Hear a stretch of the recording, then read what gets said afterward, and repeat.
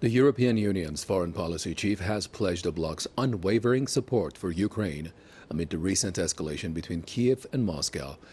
Josep Borrell also expressed grave concern over Russian troop movements around Ukraine. He spoke after a phone call with the Ukrainian foreign minister.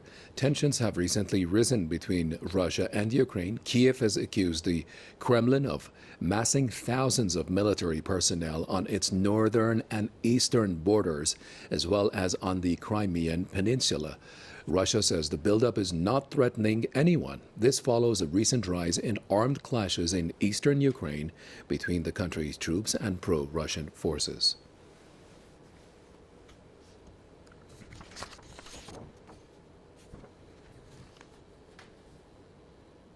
For a better understanding of the situation there, let's bring in Mr. Max Parry. He is an independent analyst who joins us via Skype out of New York. Max, it's good to see you.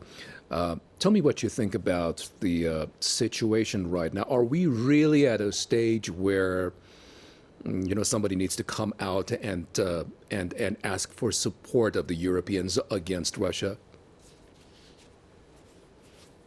Well, it's being portrayed by the EU and NATO and their surrogates in Western corporate media that, this is being framed as preparation for a so-called invasion of Ukraine by Russia and aggression by Moscow. But in fact, actually, this unprecedented buildup, it is unprecedented, of Russian troop movements on its border with Ukraine is actually in response to Ukrainian aggression in the form of a decree, a official order given last month by the Ukrainian president, Zelensky, stating Ukraine's intention to retake Crimea from Russia, which, of course, is something that can only come about by force, considering Crimea has been Russian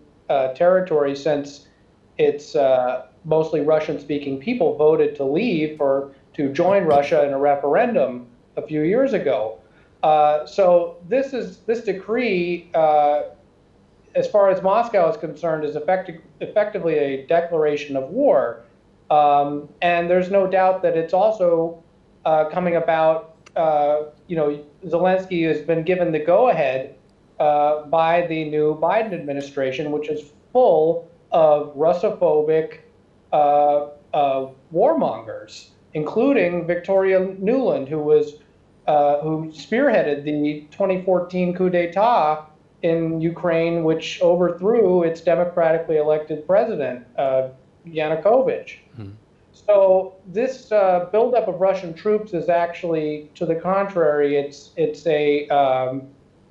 is in response to saber rattling by Ukraine that is being instigated by the United States and in the form of NATO. And now Ukraine and NATO are holding joint military drills on Russia's border, the Ukrainian armed forces. And, this is risking escalating a potential conflict which could have catastrophic consequences globally and threatens to draw in many global players. That's exactly what I was going to ask you, Max. Is it real, the threat that we are seeing right now, or is it just some kind of a charade that is going on there? If so, and I get it that you're saying that there is a risk to that, how realistic of a risk, how realistic of a possibility are we speaking about, perhaps for, God forbid, another confrontation? Well, I, for one, do not think that the United States or NATO is suicidal enough to directly attack Russia. That would be advocating, suicide, and as I said, potentially lead to a global conflict, which there'd be no coming back from. And in fact, many military analysts actually believe that the current balance of power militarily in Europe is in Russia's favor with the advent of its hypersonic weapons capabilities. I think this is more about instigating a crisis and using Ukraine as a cat's paw for imperialism that will weaken Russia's position in Europe and strengthen America's control over the European continent, which it's desperate to maintain. And I think if you look at the timing of this, in particular, the pending completion of the Nord Stream 2 pipeline between Russia and Germany, I think this is more about undermining Russia's growing strength. I mean, Russia is really rising on the world stage here, and America is desperate to halt its ascendancy.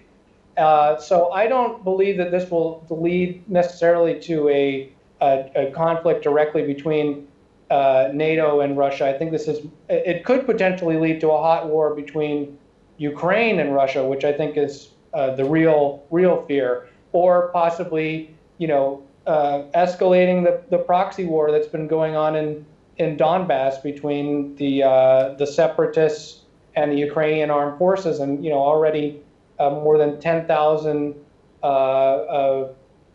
civilians have died in that conflict. So I fear more the situation in eastern Ukraine becoming like what we saw with the proxy war in Syria, which, as we know, caused a huge humanitarian crisis. Mm-hmm. So I don't envision a direct conflict between NATO and Russia, but I do see another proxy war potentially unfolding that could have become a real catastrophe and humanitarian crisis. Max Parry, independent analyst in New York. I really appreciate it.